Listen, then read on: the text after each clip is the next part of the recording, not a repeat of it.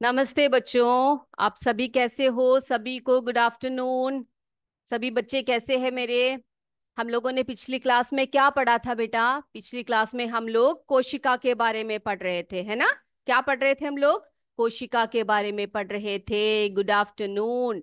सभी मेरा इंतजार कर रहे थे। ओके, ठीक है। चलिए, हम आ गए हैं आपके लिए।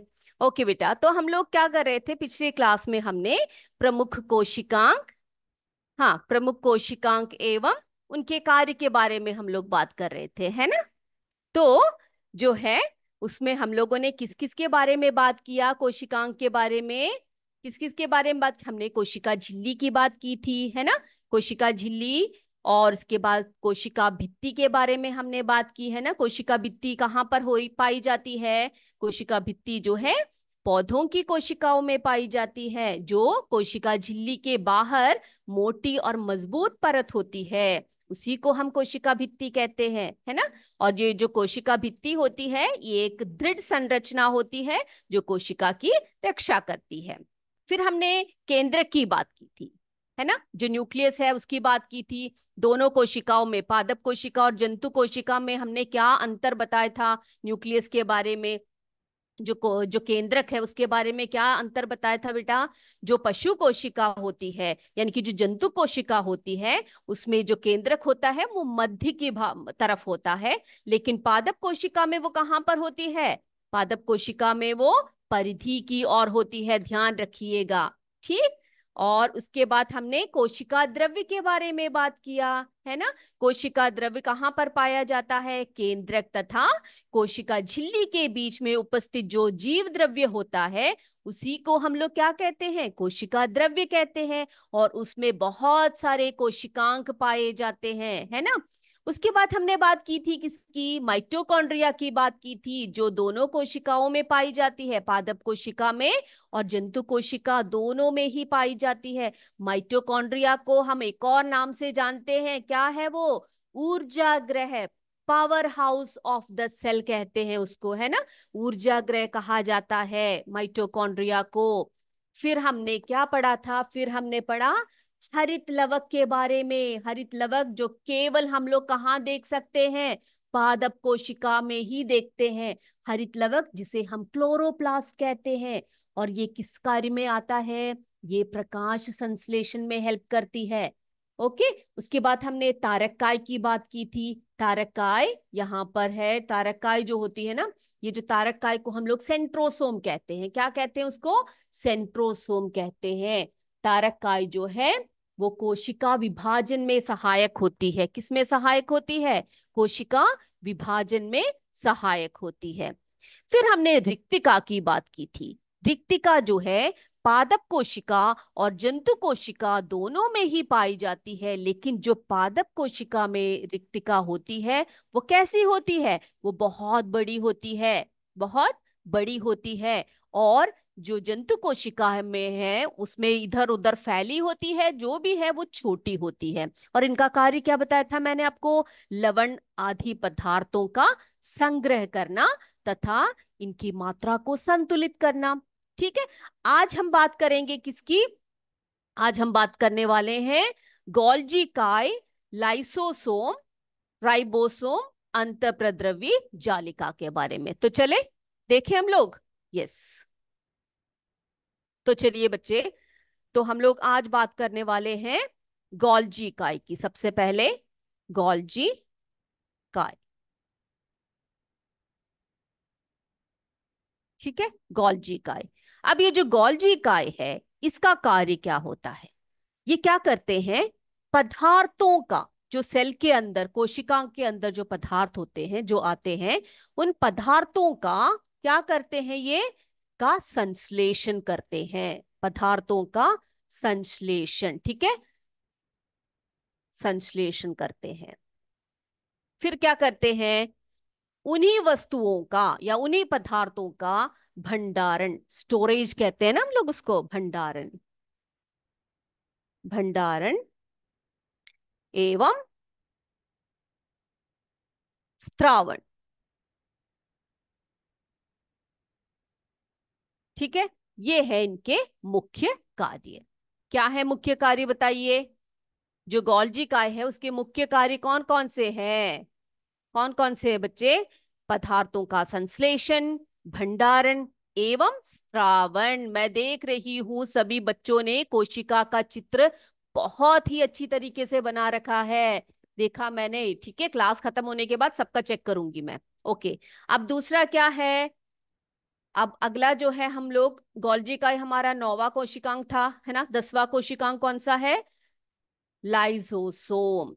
ध्यान से सुनिएगा बेटा, ये बहुत इंपॉर्टेंट है। लाइसोसोम, ये जितने भी कोशिकांग हम लोग आपको बता रहे हैं ना, ये बहुत ही इंपॉर्टेंट है। अब लाइसोसोम का कार्य क्या है? जो लाइसोसोम है, ये कोशिका में आने वाली पदार्थों को पचाने का कार्य करता है। क्या करता है ये? जो कोशिका के अंदर आने वाली पदार्थें हैं, पदार्थों का पाचन। पदार्थों का पाचन यानी कि जो कोशिका के अंदर जो पदार्थ आते हैं उनको पचाने का कार्य कौन करता है? लाइसोसोम करता है। ठीक है। अब अगला है राइबोसोम। अगला राइबो राइबोसोम। अब भाई ये राइजोसोम जो कोशिकांग होता है, इसका कार्य क्यों क्या होता है? ध्यान से सुनिए। राइबोसोम का जो कार्य होता है वो प्रोटीन का संश्लेषण करना होता है। प्रोटीन संश्लेषण, ठीक है। प्रोटीन संश्लेषण, जी हाँ। प्रोटीन सिंथेसिस कहते हैं उसको हम लोग। प्रोटीन का संश्लेषण कौन करता है? राइबोसोम करता है। उसके बाद अगला जो लास्ट वाला है वो है अंत प्रद्रव्य जालिका। ठीक है। वो ये क्या होती है? ये जो है झिल्लियों से बनी होती है, जटिल होती है, जालनुमा संरचना होती है। इसी को हम क्या कहते हैं? अंतःप्रद्रवी जालिका कहते हैं। आपको चित्र में मैं दिखा सकती हूँ। ये देखिए, ये देखिए, ये यहाँ पर जालिका बनी हुई है। यहाँ पर आप देख रहे हो सभी, है ना। ये देखिए, यही है अंतःप्रद्रवी जालिका। ये दोनों कोशिकाओं में आप देख सकते हो। तो इसका कार्य क्या होता है? ये जो है, ये केंद्रक, ठीक है, झिल्ली व कोशिका द्रव्य जो होता है उसके बीच में संबंध बनाती है। किस किस के बीच में? केंद्रक, जो सेल का केंद्रक होता है ना, केंद्रक झिल्ली व कोशिका कोशिका द्रव्य के बीच क्या करता है? संबंध बनाता है, संबंध रखता है। ठीक है। और ये एक और कार्य में सहायक होता है, प्रोटीन संश्लेषण। जो मैंने आपको बताया, राइबोसोम जो है प्रोटीन संश्लेषण करता है ना। तो ये जो राइबोसोम्स हैं ये कहाँ पर चिपके होते हैं? अंतःप्रद्रवी जालिका से चिपके होते हैं। तो इसीलिए इनका कार्य भी क्या होता है? प्रोटीन संश्लेषण होता है। ठीक है। आज जब मैंने बातें बताई आपको क्लियर हो गई। गोल्जी का क्या है? पदार्थों का संश्लेषण, भंडारण एवं स्त्रावण करते हैं। लाइसोसोम का कार्य क्या है? पदार्थों का पाचन, यानी कि जो भी पदार्थ जो हमारे सेल के अंदर या कोशिका के अंदर आते हैं उनका पाचन करते हैं या उनको पचाते हैं। और राइबोसोम का कार्य क्या है? प्रोटीन का संश्लेषण करना। अंतःप्रद्रवी जालिका केंद्रक झिल्ली व कोशिका द्रव्य के बीच में संबंध बनाती है और प्रोटीन संश्लेषण का कार्य भी ये करते हैं। ठीक है। अब हम पढ़ेंगे जो बहुत इंपॉर्टेंट है, पादप कोशिका और जंतु कोशिका के बीच में अंतर। ये आपको एग्जाम में आने वाला है ये क्वेश्चन। ठीक है। आपसे पूछा जा सकता है कि आप बताइए कि जो पादप कोशिका है और जो जंतु कोशिका है उनमें क्या अंतर होता है? क्या क्या अंतर हम लोग देख सकते हैं? ठीक है। तो अब यहां पर मैं आपके लिए एक चार्ट यहां पर रख रही हूं। अब इसको देखते देखते हम लोग समझेंगे कि ये इन दोनों में क्या अंतर है। यहां पर देखो बेटा, मैंने पादप कोशिका की बात लिखी है और यहां पर मैंने जंतु कोशिका के बारे में लिखा है। इनमें जो है ना बेटा, सबसे पहली बात तो ये होती है कि जो है, हमने आपको बताया था कि जो पादप कोशिका होती है ना उसमें हरित लवक पाए जाते हैं, है ना। कहाँ पर पाए जाते हैं हरित हरित लवक? हरित लवक जो है केवल पादप कोशिका में हम लोग देख सकते हैं, और ये जंतु कोशिका में नहीं होता। अब पादप कोशिका में एक और बात होती है, कोशिका भित्ति, है ना। कोशिका भित्ति पाई जाती है कहाँ पर? पादप कोशिका में कोशिका भित्ति होती है, जबकि हम लोग जंतु कोशिका में क्या नहीं देख सकते? पादप जो है कोशिका भित्ति हम लोग नहीं देख सकते। अब हम रिक्तिका की अगर बात करें, रिक्तिका की बात करें तो क्या करेंगे? रिक्तिका जो होती है वो बड़ी होती है ना। रिक्तिका जो होती है वो पादप कोशिका में बड़ी होती है, बहुत बड़े बड़े होते हैं, ठीक है, तो बड़ी होती है। और जो हमारी जंतु कोशिका होती है उसमें रिक्तिका तो होती है लेकिन छोटे होते हैं और बिखरे होते हैं। और बेटा एक और बात बताई थी मैंने आपको, क्या बताई थी? कि जो केंद्रक होता है ना, जो पादप कोशिका की जो केंद्रक होते हैं वो कहाँ की ओर होता है बताइए जरा। हाँ, कहाँ होती है? वो परिधि की ओर होती है ना। पादप कोशिका में जो केंद्रक होते हैं वो परिधि की तरफ होते हैं, बल्कि जंतु कोशिका में कहाँ की तरफ होती है? जंतु कोशिका में जो केंद्रक होते हैं वो मध्य में होता है ना। यस। अब देखिए, ये जो पादप कोशिका और जो जंतु कोशिका है, इन दोनों में ही ये जो बीच में लिखे हैं ना मैंने जो कोशिकांक, ये सभी यानी कि पादप कोशिका में भी होती है और जंतु कोशिका में भी होती है। देखते हैं हम लोग। माइटोकॉन्ड्रिया, कोशिका द्रव्य, कोशिका झिल्ली, केंद्रक, अंतःप्रद्रवी जालिका, राइबोसोम। कौन कौन से? माइटोकॉन्ड्रिया, कोशिका द्रव्य, कोशिका झिल्ली, केंद्रक, अंतःप्रद्रवी जालिका, राइबोसोम। ये जो कोशिकांग होती है ये पादप कोशिका में भी हम लोग देख सकते हैं और साथ साथ जंतु कोशिका में भी हम लोग इनको देखते हैं। अब बेटा जंतु कोशिका में दो ऐसे कोशिकांग होते हैं जो पादप कोशिका में नहीं देख सकते हम लोग, ठीक है। वो कौन कौन से हैं? सेंट्रोसोम। क्या है? सेंट्रोसोम, जिसे हम तारक काय कहते हैं। सेंट्रोसोम या तारक काय। तारक काय, ये जो तारक काय या सेंट्रोसोम है ये जंतु कोशिका में पाई जाती है। और ये देखो लाइसोसोम, लाइसोसोम भी जो है जंतु कोशिका में हम लोग देख सकते हैं। और रिक्तिका की मैंने बात बताई थी आपको, है ना। रिक्तिका जो होती है कैसी होती है जंतु कोशिका में? रिक्तिका कैसी होती है? छोटी होती है, या कभी कभी नहीं के बराबर होती है, छोटी होती है, ठीक है। और केंद्र कहाँ को होता है? केंद्र का स्थान कहाँ है जंतु कोशिका में बताइए? कहाँ पर है? मध्य में होता है ना। जो जंतु कोशिका होती है उसमें जो केंद्रक होता है वो मध्य की तरफ होता है, जबकि पादप कोशिका में जो केंद्रक होता है वो कहाँ पर होता है? परिधि की ओर होता है।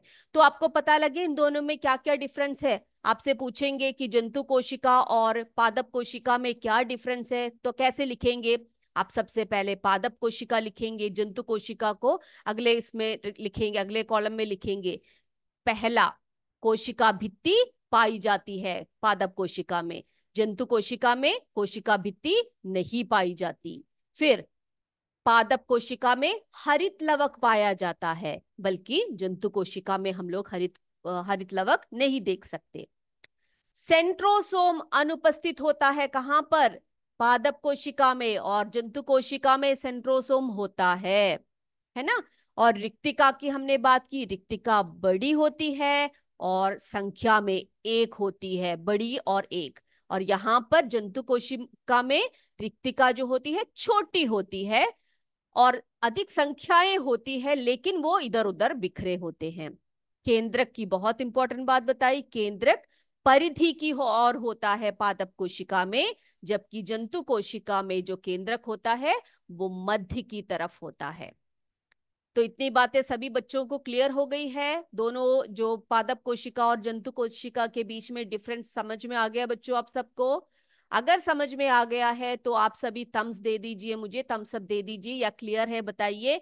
हम अभी क्या करने वाले हैं, आपके लिए कुछ प्रश्न लेकर आए हैं। मैं देखना चाहती हूँ मेरे बच्चों ने कितना पढ़ा है, और मैं अभी आपसे प्रश्न पूछूंगी और अभी सभी बच्चे आंसर्स अपने बुक्स में लिखेंगे और मुझे बताएंगे कि इनके आंसर्स क्या क्या हैं। तैयार हो सभी बेटा? यस, तो स्टार्ट करें हम लोग। स्टार्ट करें? यस, हो गया है। ओके, चलिए शुरू करते हैं। शुरू करते हैं, ठीक है। अभी आपके क्वेश्चंस जो है आपकी स्क्रीन पर आ जाएंगे।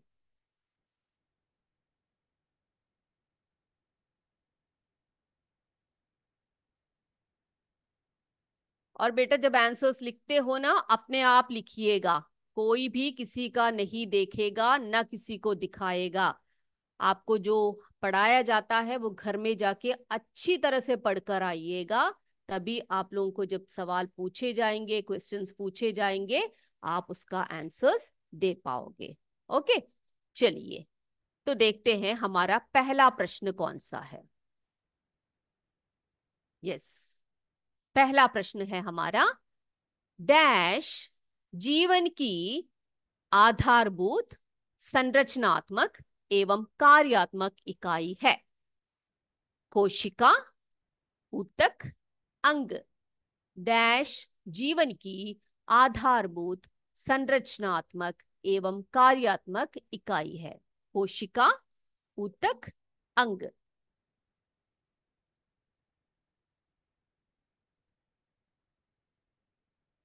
अगला प्रश्न।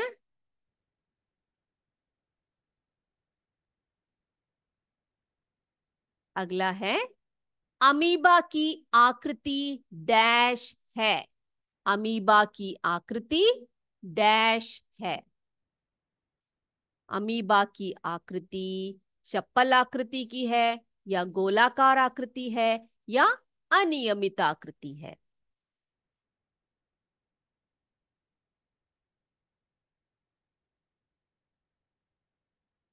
नेक्स्ट, तीसरे प्रश्न की तरफ चले।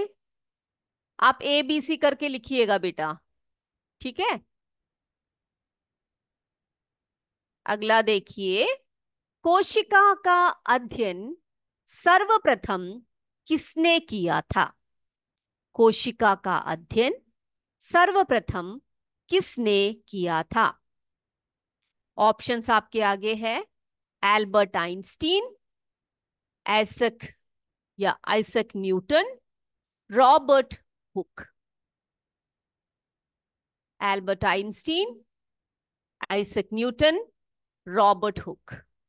इनमें से किसने कोशिका का अध्ययन सर्वप्रथम किया था?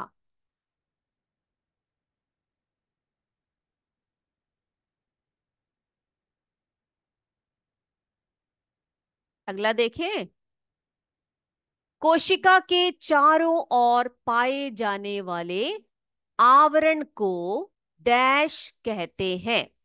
कोशिका के चारों ओर जो आवरण होता है उसे डैश कहते हैं। केंद्रक, कोशिका द्रव्य, कोशिका झिल्ली।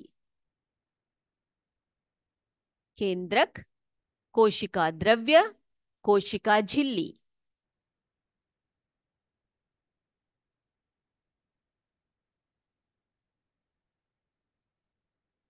आगे चले बच्चे। हम स्पीड से तो नहीं जा रहे हैं ना? सभी देख पा रहे हो ना प्रश्न को और लिख पा रहे हो? स्पीड ज्यादा है तो बता दीजिएगा, ओके। अगला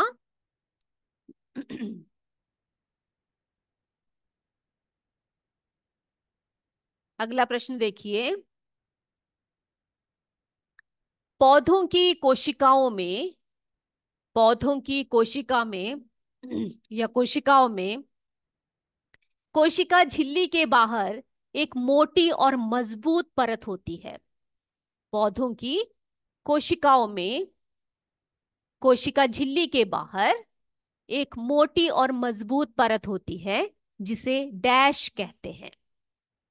कोशिका द्रव्य, कोशिका भित्ति, गोल्जी काय। यहां पर स्पेलिंग थोड़ा सा मिस्टेक है, ये गोल्जी काय है, ठीक है बेटा। एल ला कर दीजिए, यहां पर गोल्जी काय, प्रिंटिंग मिस्टेक है। गोल्जी काय। कोशिका द्रव्य, कोशिका भित्ति, गोल्जी काय। पौधों की कोशिकाओं में कोशिका झिल्ली के बाहर एक मोटी और मजबूत परत होती है जिसे डैश कहते हैं। अगला चलते हैं, पांचवा प्रश्न हमारा, जंतु कोशिका में केंद्रक कहाँ पाया जाता है? जंतु कोशिका में केंद्रक कहाँ पाया जाता है? परिधि की ओर, मध्य में, ऊपर की तरफ। जंतु कोशिका में केंद्रक कहाँ पाया जाता है?